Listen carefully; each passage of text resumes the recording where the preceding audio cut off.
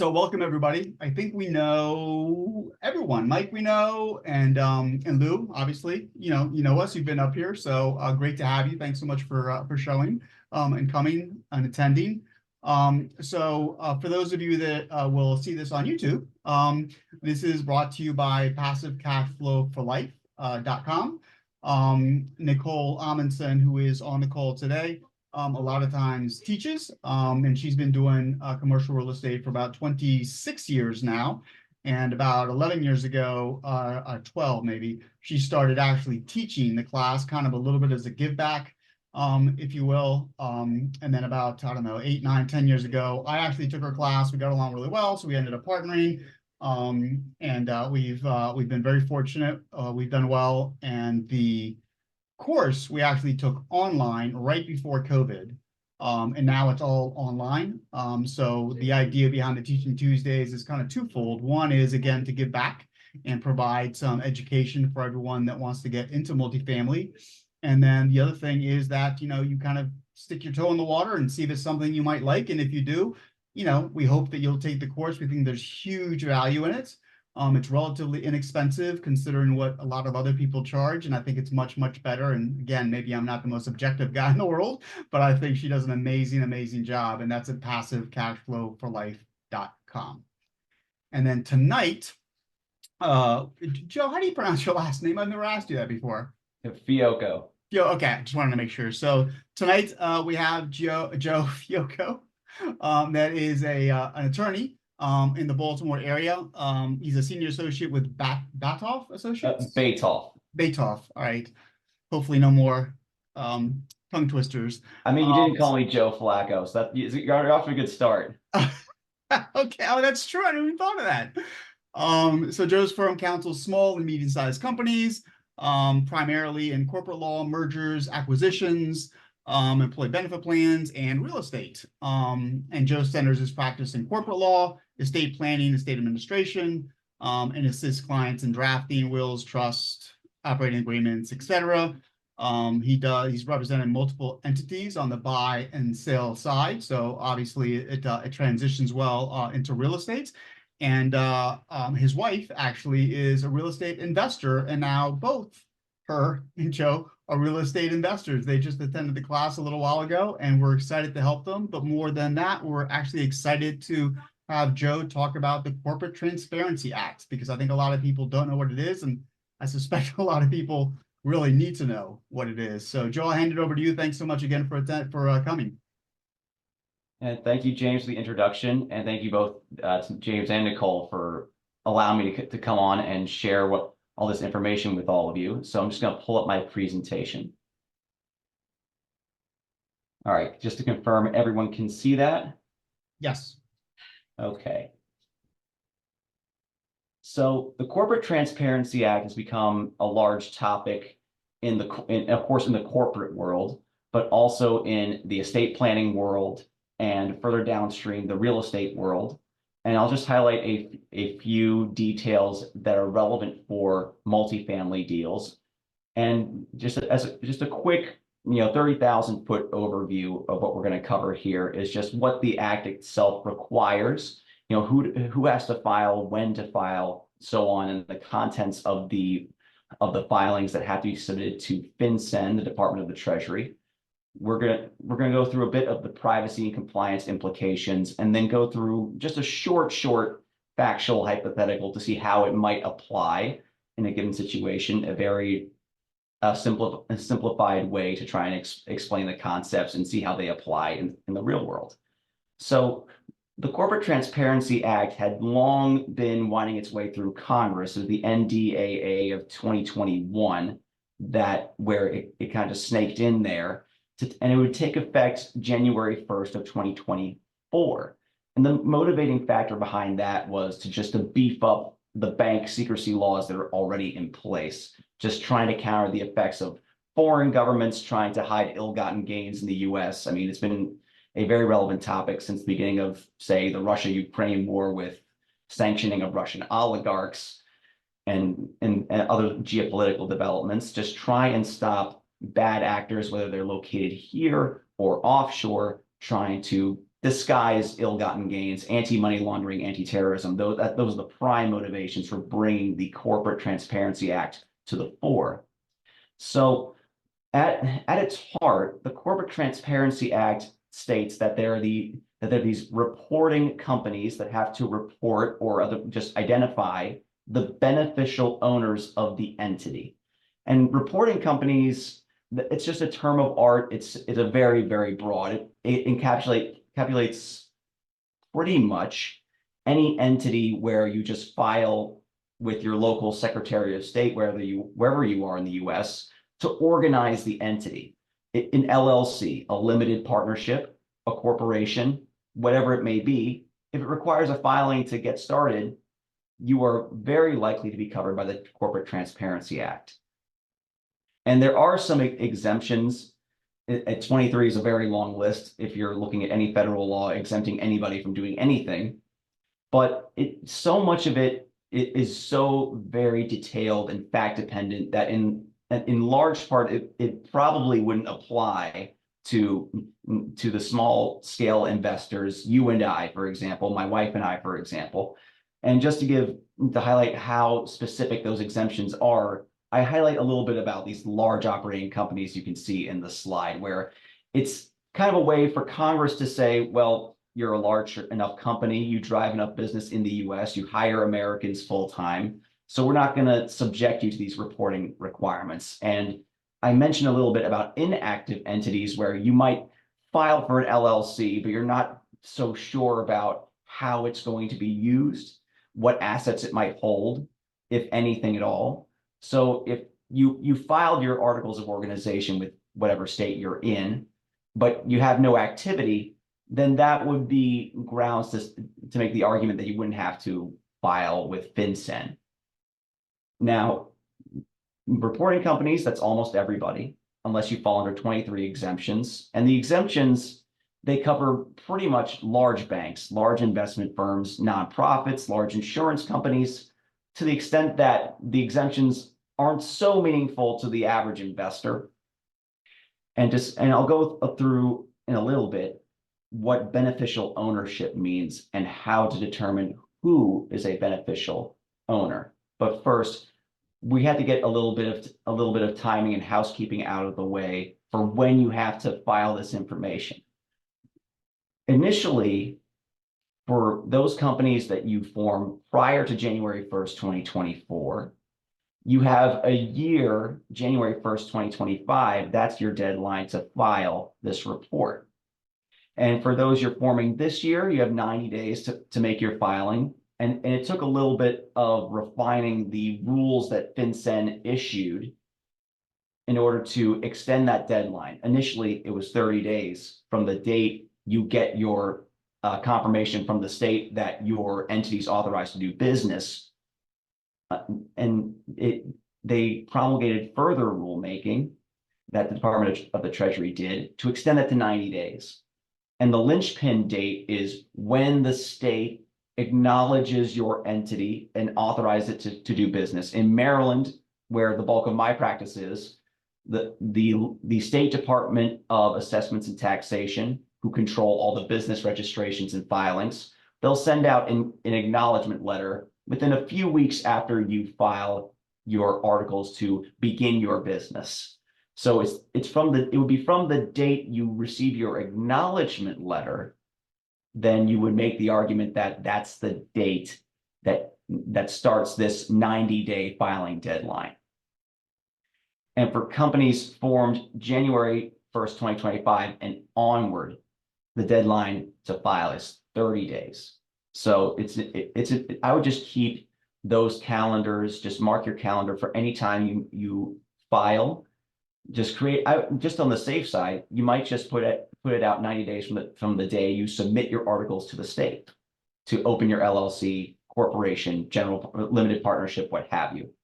And also mark January 1st, 2025 just so you have reminders in place to say, okay, our pre-2024 companies we need to file these beneficial ownership reports. And now, when we get to identifying who the beneficial owners of an entity are, there are two elements the statute identifies, either one of which, if you meet those requirements, you'd have to file and identify that person.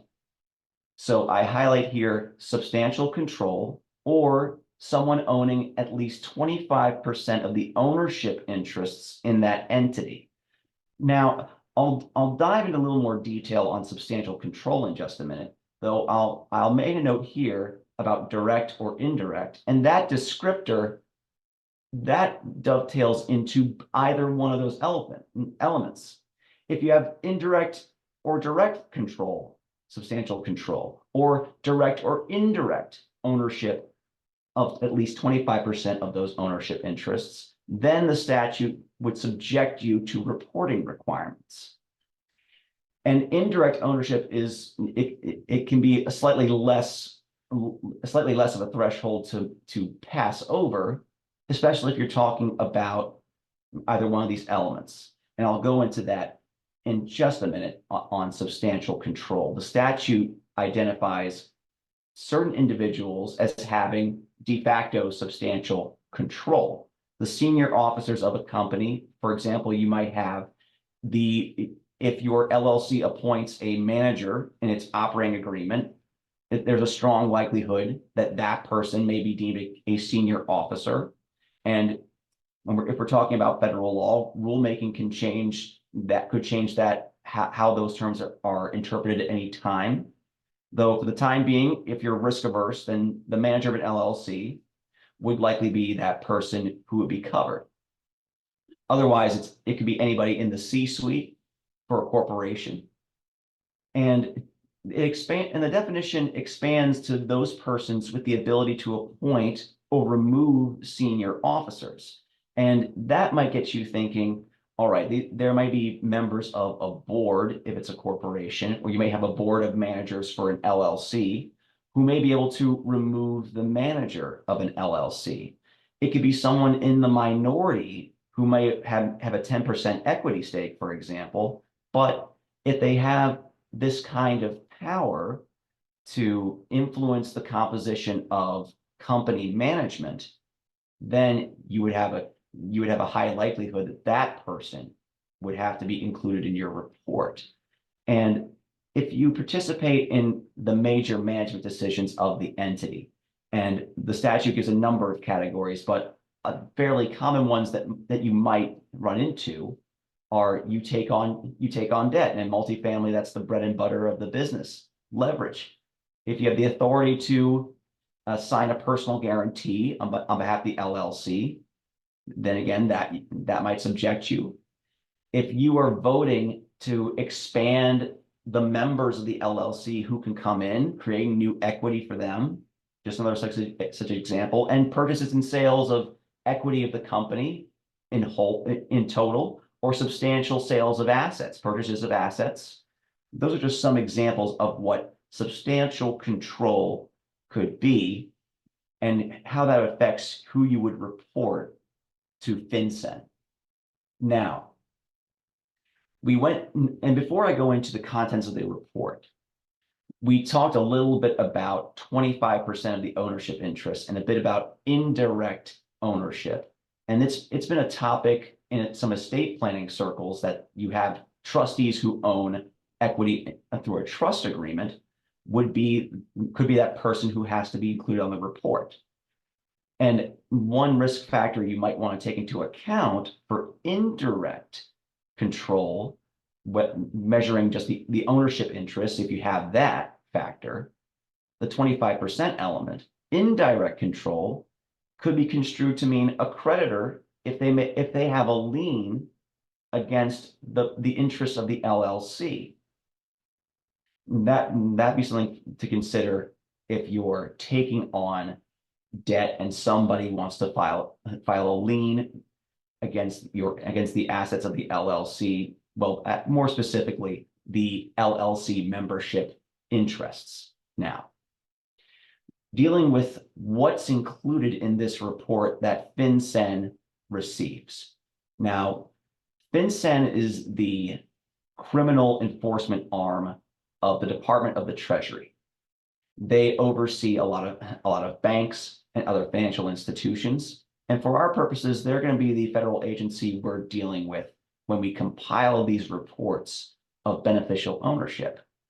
And what these reports have to contain, this is personally identifying information: names, date of birth, where the person lives, and you enter the information contained on someone's government ID and supply a picture. Now, something to think about when you have to gather this information is it may prove a little bit of an obstacle trying to recruit certain investors, especially if they're not as sophisticated, or if they're unaccredited, if you decide to solicit to unaccredited investors. And they may be a little skittish in providing this information to you.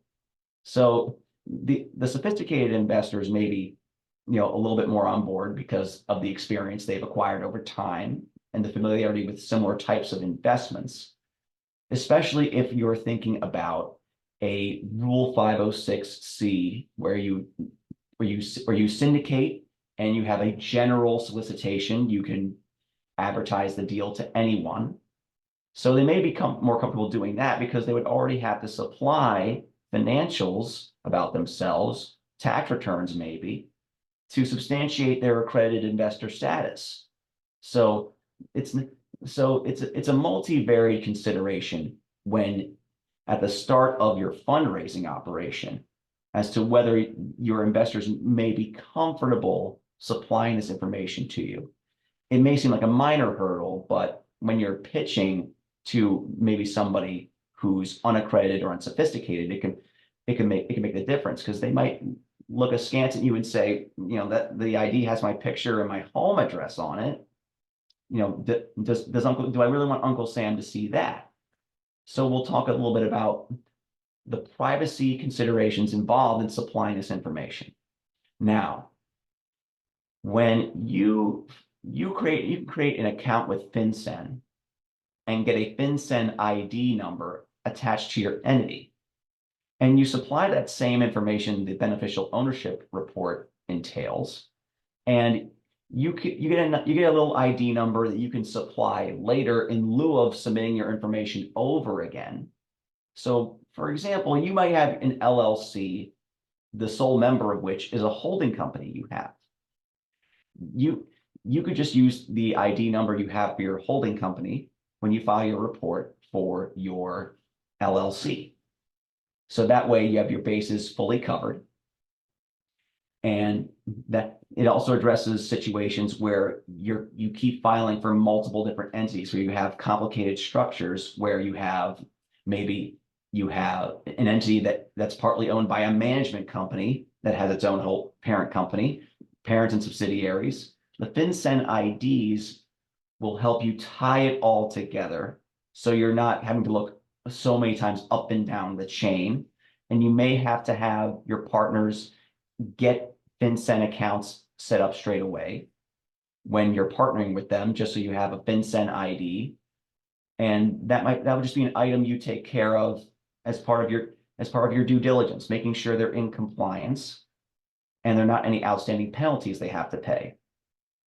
And without getting too far ahead of myself, and sticking to privacy here, you heard about your skittish investors before who may not be comfortable supplying that information to you, but the reassuring fact is that there's no searchable database of FinCEN IDs. So even if it got to someone, there'd be no way for them to use it and identify who beneficial owners of certain companies may be. So plaintiffs' lawyers can't use that against you. You'd be able to have that beneficial ownership information protected, and FinCEN's required to shield it. There are some narrow circumstances where federal agencies and state agencies, for law enforcement, national security, those type of purposes, they can compel disclosure of those reports and who's behind the FinCEN ID. State agencies in particular need a court order in order to compel FinCEN to disclose this information And it's these narrowly construed law enforcement, national security purposes. And again, not so much for your fair weather investor looking for a deal, but it'd be reassuring for people who have nothing to hide that that Uncle Sam is not going to share what they supply you. And I think just as a backstop, you may want to have I guess, a confidential portal. I know my firm uses a Citrix program to do that, though that's more of an entity-based kind of solution. Personal solutions, I'd say Dropbox, any kind of cloud storage that has an element of encryption, that might be valuable to reassure investors that you're looking out for their interests and keeping their personal information secure. Now, when it comes to what it might cost to comply with the statute, there's no filing fee that FinCEN which is charging for this, but the penalties can be quite steep. On the civil side, it could be $500 a day. Criminally, if you're fraudulently submitting, you're knowingly submitting false information, criminal penalties are quite severe. It could be imprisonment.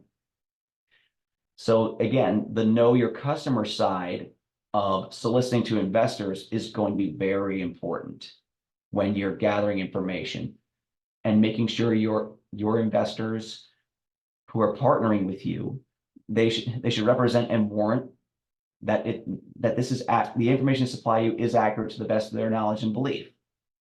Now that sounds like a little bit silly. People aren't know where they live and know what their true name is, but it's just an added layer of protection for yourself if you run afoul of some requirements that FinCEN imposes, you have a backstop to protect yourself.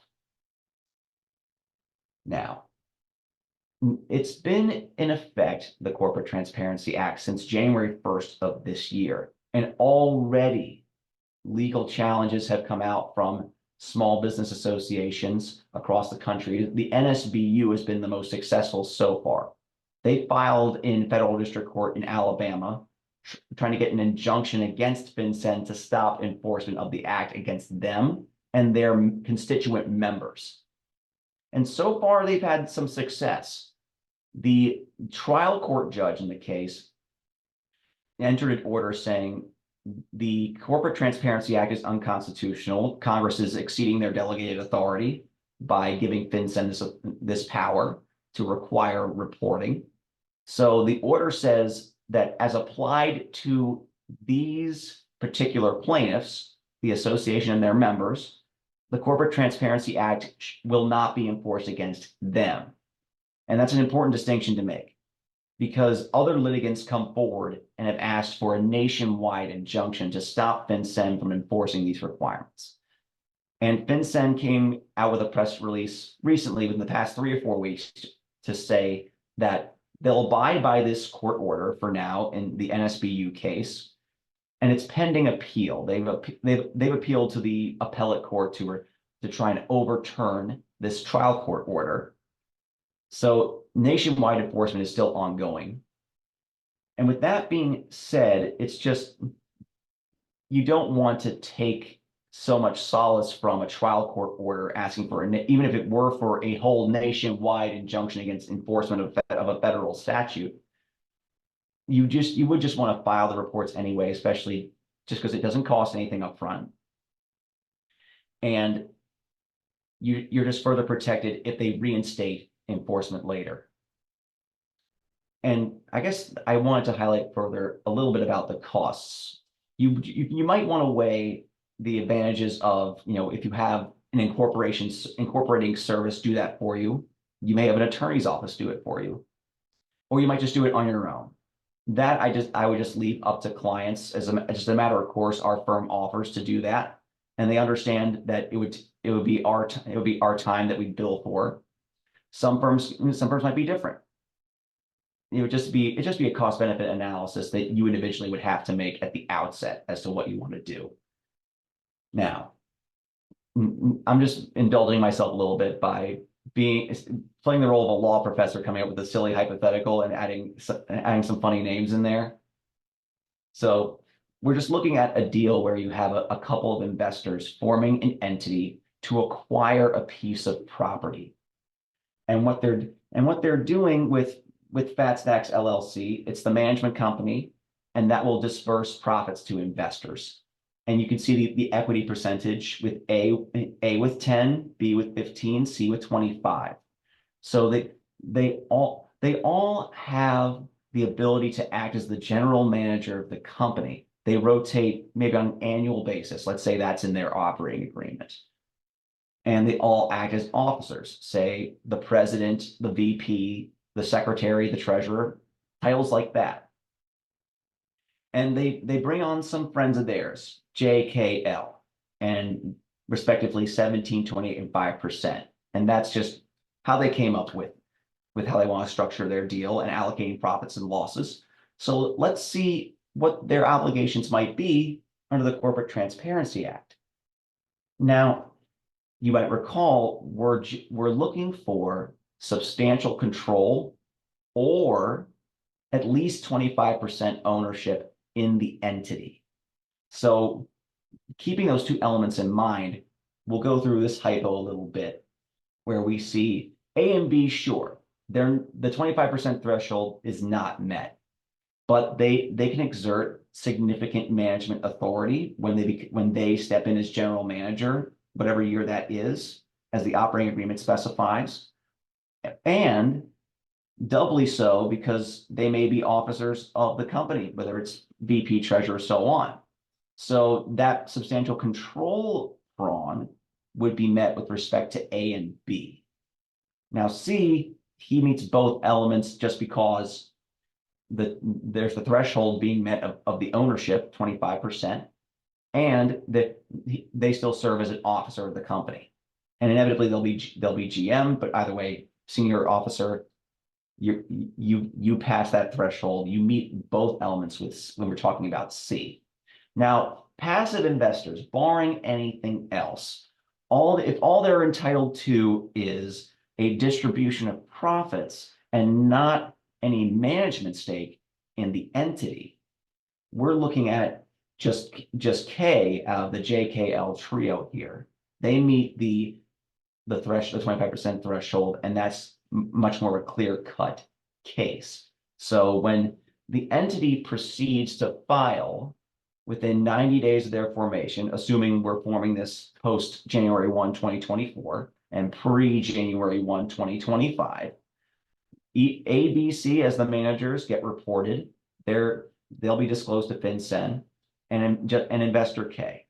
So if at any point, if any of this content seems a little bit, if it's going over anybody's heads, please feel free, interrupt with any questions. I'm happy to take any questions.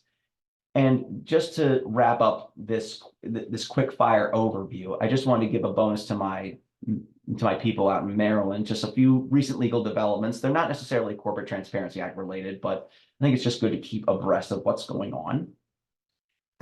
Excuse me.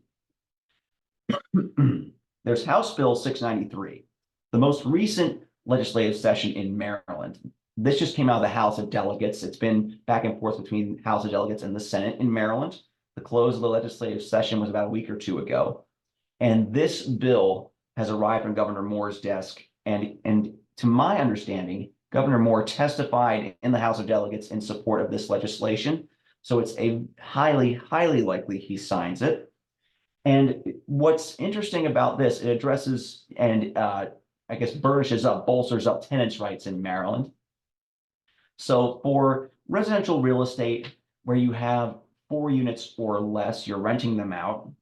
Say you get an attractive offer to sell the building, another prospective investor who likes the cash flow it makes. Now your tenants have to be provided notice that you're selling the property, and you have to give them a right of first refusal. Basically, the opportunity to match the terms of the offer you've received. And they get a 30-day period from that notice to exercise their right to, basically just stop the deal from happening, and they buy it themselves. Now, it's just a way to get landlords to sort of just not pull off some quick move to sell to another person and basically have the new owner try and just shuffle them all out, the tenants out. And other aspects of the bill are worthy of note, mainly that when you're drafting a lease, you're capping the security deposit at 1 month's rent. That's going to be an absolute obligation in the statute where you're capping the security deposit.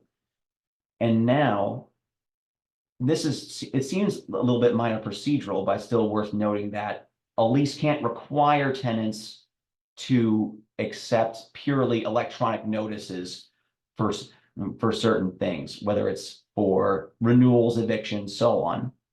They still have the right to basically just have a physical, tangible notice be mailed to them. You can't make them waive the right to receive that notice in physical form. And before departing, just to move on to one other recent development in Maryland, this is the Westminster Management case. This entity is a Jared Kushner entity. They were operating real estate in Maryland. And there's a big dispute in a class action over court costs, the cost of issuing summons and other filing fees associated with proceeding in court for evictions that were tacked on to the base rent for calculating late fees. And the tenants in that case were challenging this practice. And this is in the Supreme Court of Maryland, and their opinion came out recently, siding with the tenants, saying that no, these court costs and filing fees cannot be assessed as what the statute terms as rent for the purposes of calculating late fees, and furthermore illustrating that you can't, if you receive back and accrued and unpaid rent from the tenants, you can't credit it first to your court costs and filing fees. It gets credited to the unpaid rent, and that the court here is taking a literal approach to rent. It means what you're paying for the right to occupy and live in a certain space. So just thought I'd share a couple bonuses just to keep those Maryland landlords and investors aware in our hometown and home state. And with that, I'll conclude my overview of the Corporate Transparency Act. I'd love to open up the floor to questions for those who have them. And again, I'll just express my gratitude to James and Nicole for having me on tonight.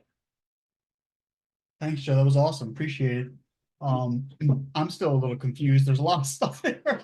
Yeah. But, I learned a bunch of different things. So we have a relatively small crowd. So if anybody has a question, totally up to you. You can unmute, which is probably the easiest thing to do, or you can actually just put it into the chat.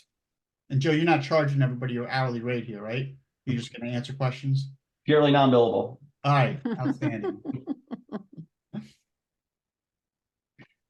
Well, this is Nicole. I actually have a couple, but let me just ask one and then turn it back over to other people. So this comes back to some of the, the 25% or have, kind of substantial control. So if you're raising money on not on an equity deal, but on a debt deal, so you're getting investors, but they are they're coming in with a debt, kind of a debt kind of acquisition where you're going to pay them a certain amount, a certain return. Is that included? And then along with that, how do blind pools play out in some of this where you're raising money in advance of buying anything? And a lot of times they're just going to get a return rather than an equity position. And those are very good questions. And I would imagine they're going to be contested very much in later litigation. So what I'll give is my best impression of what the statute and the rules would currently contemplate. And I would say, so first is those investors who might just take a promissory note from the entity instead of an equity stake in the deal. Now, ownership might be literally construed just to mean you have an interest in the capital in the capital or the profits of the entity. Now, if your operating agreement, that's a separate document which specifies a schedule of the owners, whether they have a capital interest or a profits interest in that entity. And we're talking strictly about an LLC. So the statute could be interpreted just to focus on, as applied to an LLC, who in an operating agreement will be identified as the capital owners upon liquidation, who gets what when you exit and sell, or the profits interest as specified in the operating agreement. Now, that I would consider to be more likely to subject those persons to reporting rather than somebody who has an unsecured note. And part two of the question was the blind pools, where now I think just to help clarify, Nicole, by a blind pool, is this where you're uncertain of who your passive investors are? Yeah, blind pool is you basically are, instead of a property specific and property, you are basically doing a syndication that says we are going to buy 10 to 20 units in this market. We plan to buy and hold them, and they're going to have these characteristics, and then people just are investing in the idea that they are going to be that you're going to be buying these kind of properties. So you're pre-raising money before you have ever identified investors, and then they're putting their money in, and it's at different times. And so most of the time, the way it works is you have a minimum raise to a maximum raise. And most of the time they don't get equity interest. They're going to get a return on their money. Did that answer that?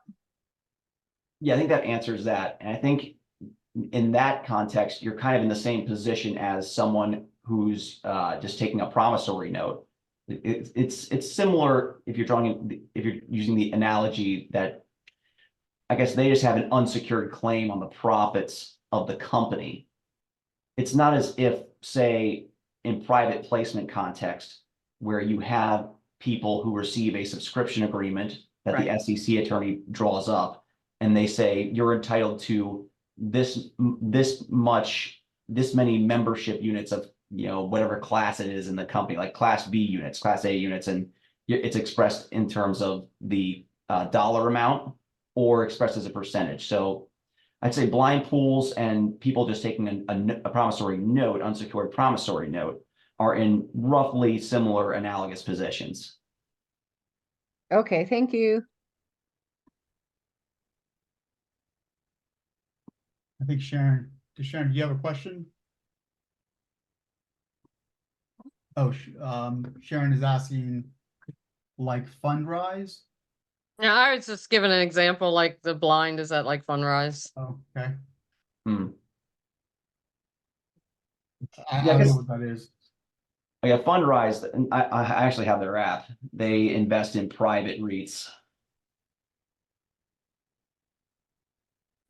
So I guess I had a couple of questions, and Nicole kind of addressed one of them, but all right, so for the passive that comes in and puts in 28%, they have to report who is responsible for submitting that report.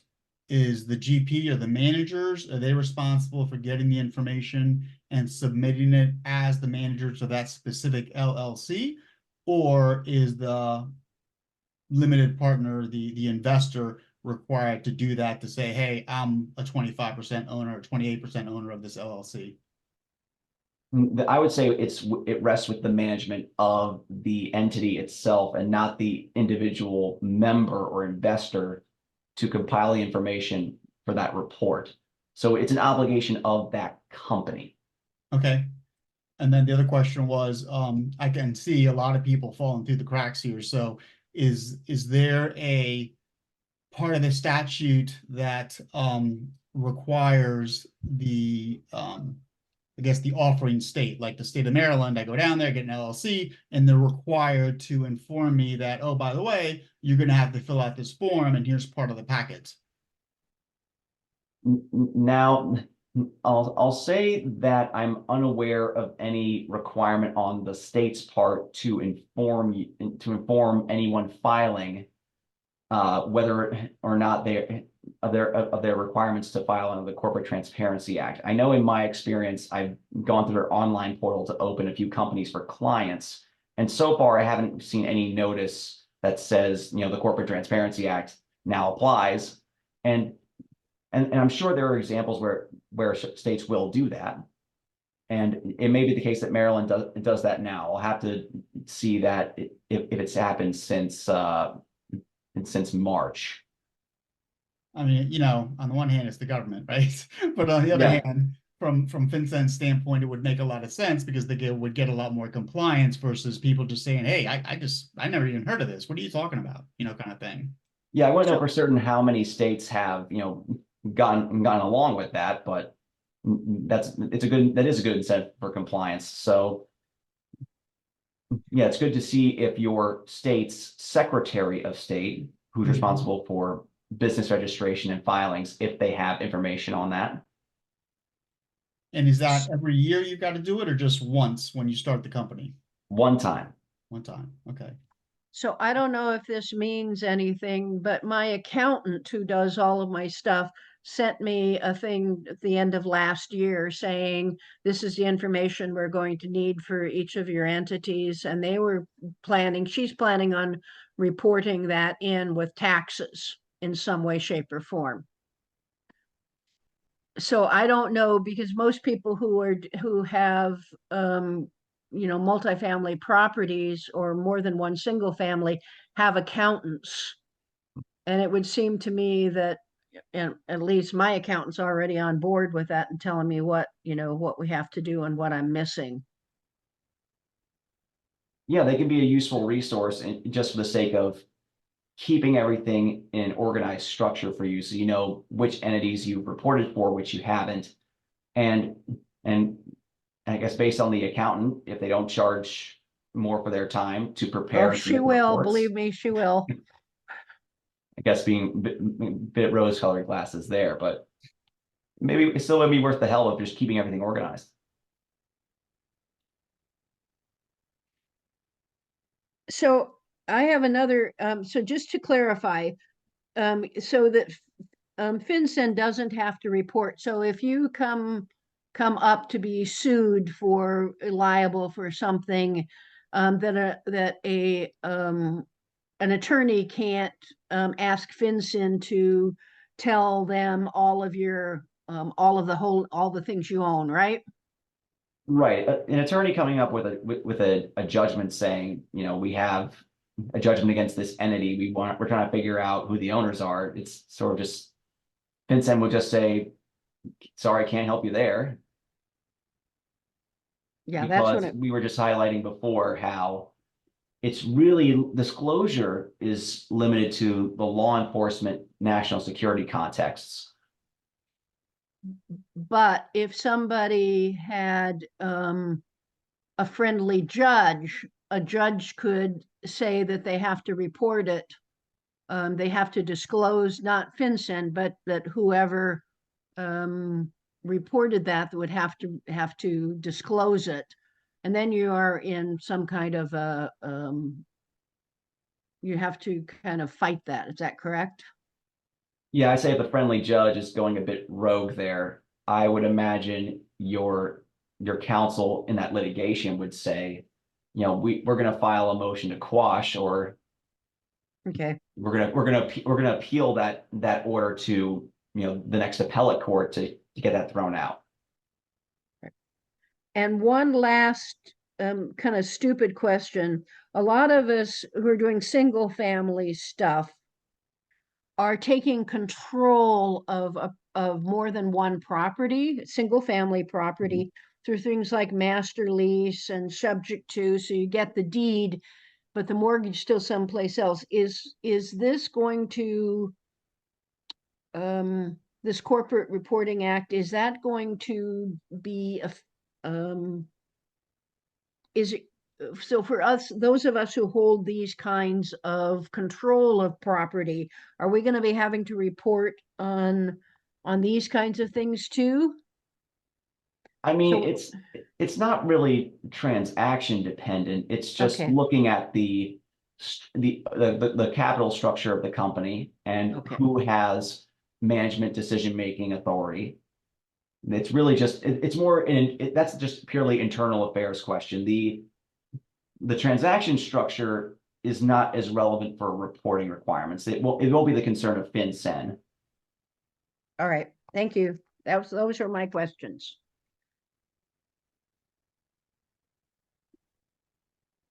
Hi, everybody. I have a question. You mentioned that there's a possibility, not a workaround it, but as just some maybe an easier way to just keep track of everything. If you just have like a holding company where all the other LLCs or anything else are under, as long as you have the reporting for the one, then you can just have that ID and use that ID to report for every company underneath of that holding company. Is that correct? Well, I guess how you would accomplish that is you'd create your FinCEN account. You would still have to supply the same personal information to identify the beneficial owners of the holding company. But it does save you a little time in the future if you have a number of subsidiaries, all of which have the one owner that's the holding company. You just tag them with the FinCEN ID. And that's just to save you a little bit of time when you're filing for multiple entities. Okay, yeah, that's what I just wanted to clarify. Mhm. Okay, good answer. But if those multiple entities each had their own set of investors, you still have to report for those various investors, correct? Right, to the extent they have substantial control or Okay. cross 25% threshold. So theoretically, if you had a holding company and you owned more than 25% of that holding company, you would have to obviously report that. And then within that holding company, you have, 10 different businesses. To Nicole's point, in one of those businesses, someone is an LP and they own 40%. In another one of those businesses, you have a partner and that partner owns half of the general partnership. Those people you would have to report for those people as well, correct? Right, your report for that one company with those LPs and GPs who meet the two control and ownership requirements. Right, that entity would have to gather that information and include it in that one entity's report. Okay. Okay. Just want to make sure. Thank you. Hey, Joe, I don't know if this is accurate or not, but we had somebody else that told us to maybe not file those reports until October. For a couple of reasons. One, because the government website will probably blow up in December, or so you want to be a little bit early. And also for the lawsuits that are coming, because the one lawsuit actually went through, but they're just basing it on that one case. Is that correct? Right, the legal challenges are just based on one successful outcome. And as we were just highlighting, that the trial judge's order only prevents enforcement against the named plaintiffs in that case. And it's going to appeal right now. And judicial deference to federal agencies is very well known. So it's a lower likelihood of it being upheld nationwide. I mean, you can make it as many comments as you want about the composition of courts, though I don't see that kind of judicial deference declining in any meaningful respect. So wait till October. I mean, I wouldn't say that's prudent for companies that you might form this year or today. But you'd still be well within the range for compliance for those companies you formed prior to January 1st of 2024. Right, the pre-existing companies is what they're saying. Right, for pre-existing. And then if you think you'll avoid, website crashing for all the late filers, then you know, that'd be a sound thing to do.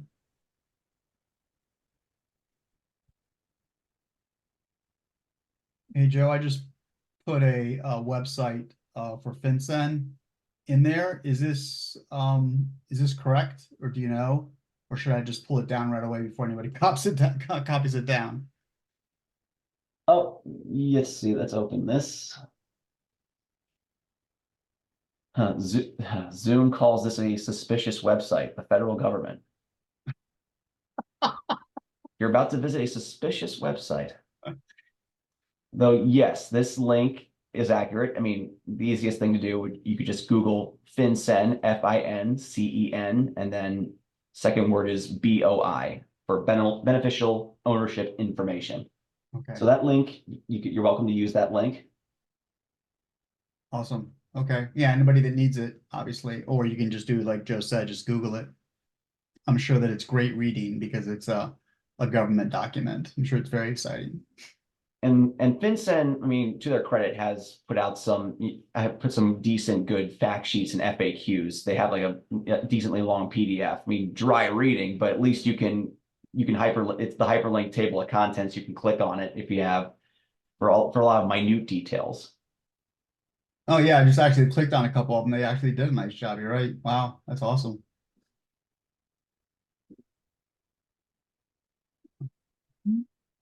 All right, we're closing in on 7:30. We got a couple of minutes left.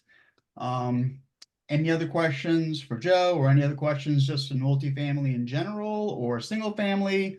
Anything we can help anybody with?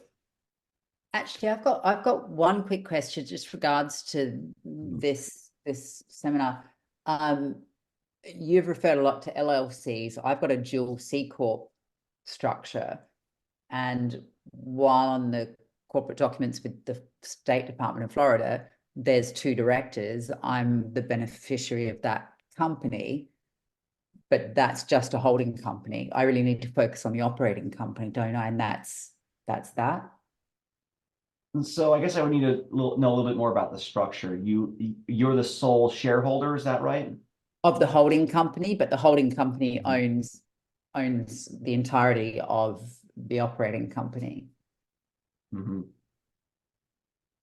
I would consider, if you have a council you trust in Florida, I would consider if you could make the case that your holding company may be inactive, although if your holding company makes distributions and holds bank accounts, that might weigh against it being considered an inactive company for the purposes of getting an exemption.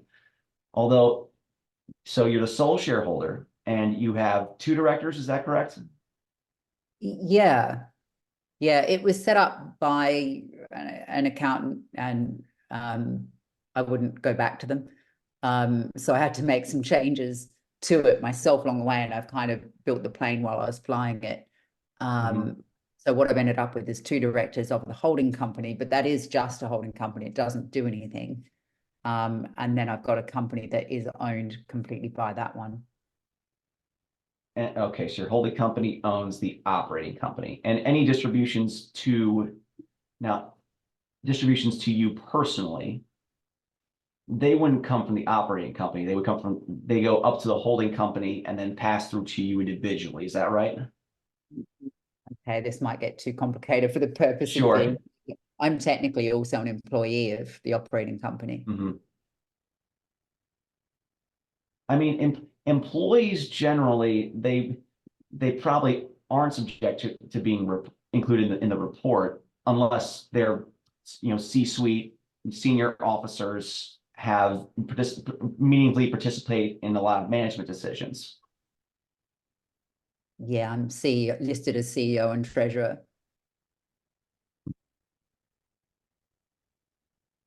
But yeah, but this is definitely getting me good food for thought.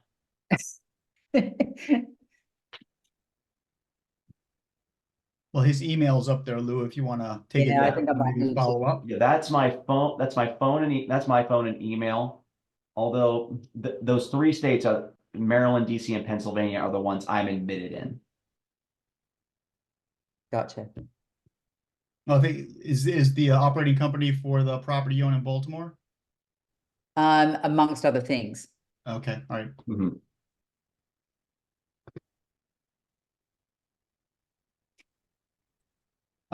Hey, Okay. hey, Joe, would that kind of be the same with trusts?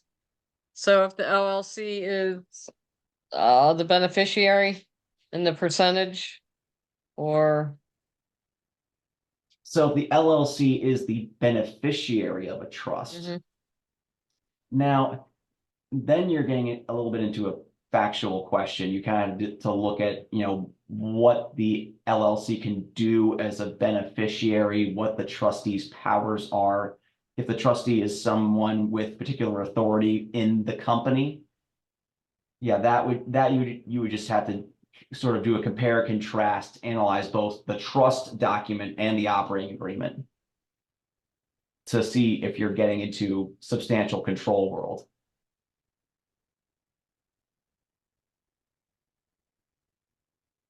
gotcha, thanks. Sure.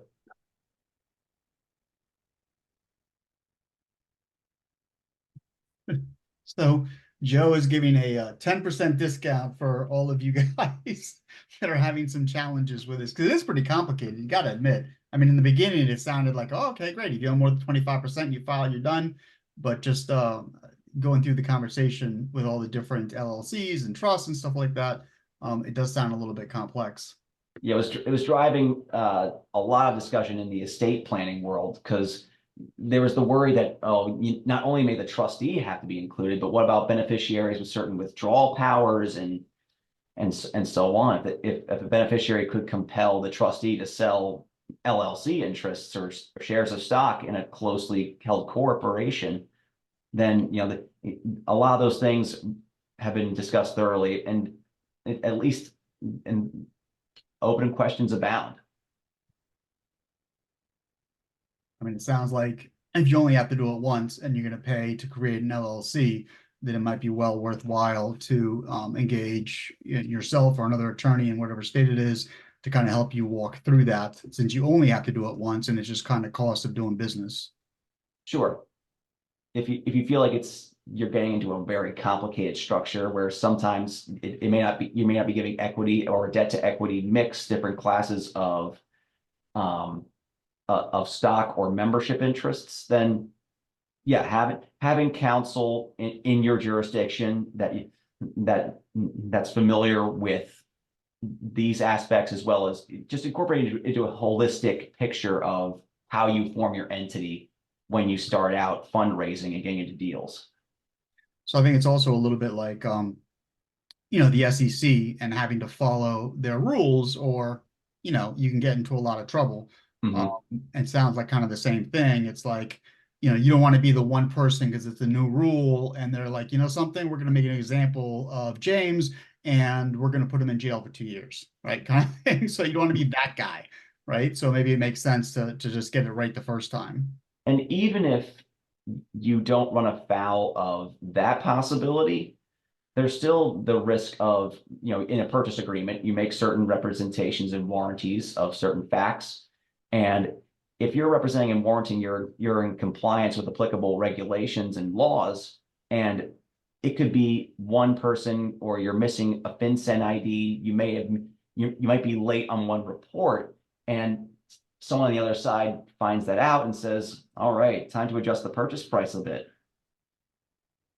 All right. Yeah. Or you can just buy everything in your own name. You recommend that, right? Hiss, hiss, hiss, hiss. Mickey Mouse LLC. Yeah. Okay. This is great. So, anybody else have any more questions?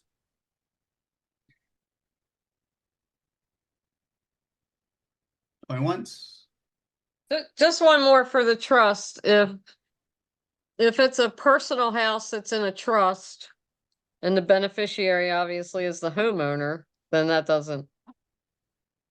Right. A trust or an estate is not considered a reporting company under the statute.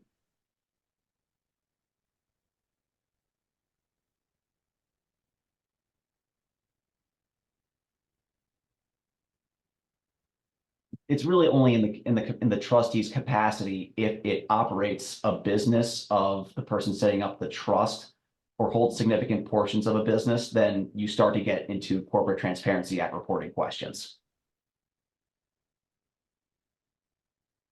And in terms of trust, just so you guys are aware, we're going to be doing a webinar where Nicole is going to be teaching about trusts here in the next couple of months. There will be a charge for it because it's going to be a long one, a kind of thing, but it'll be a small charge, maybe $97 or something like that. But she's been doing that for a long time, specifically in real estate. So when we're ready to go, I encourage you guys to go ahead and attend. I think it's going to be very valuable.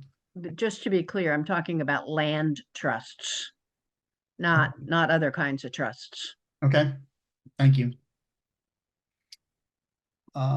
Okay, I think for everybody, we kind of combined both the passive cash flow and the virtual REI Academy, so the multifamily and the single family together into one, so we could all benefit kind of from Joe's expertise. But if there are no more questions, Nicole, anything you want to sign off with? No, this was great.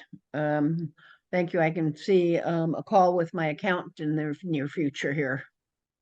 Makes total sense. So, okay, great. Thanks so much, everybody. Wonderful seeing you. This will be up on the YouTube channel Thursday night, Friday morning, that kind of thing. And as always, if you guys need any multi-family help, reach out to us at James at passivecashflowforlife.com, and we'll help you in any way we can. Okay? Thanks, Thanks, Joe. Joe. Appreciate it. Bye. Appreciate everything, Joe. Thank you. Thank Thanks, you all. Joe. Have a great night, guys. Thank you, guys. Have a good night.